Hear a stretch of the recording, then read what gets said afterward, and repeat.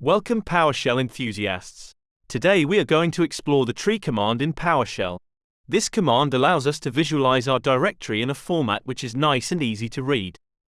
It proves to be highly useful for writing documentation or explaining your file structure to your coworkers or peers. Stick around while we explore on what this command can do. Before we begin, we will need a working directory.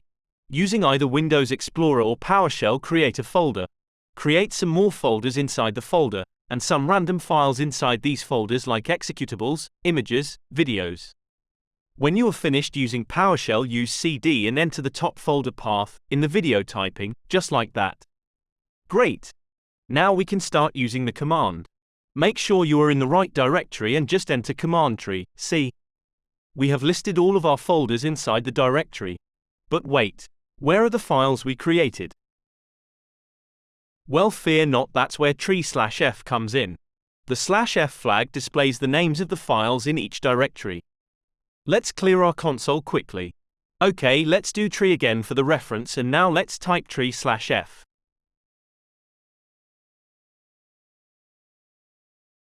Here we go. We now have a nice tree directory which can be easily read and understood.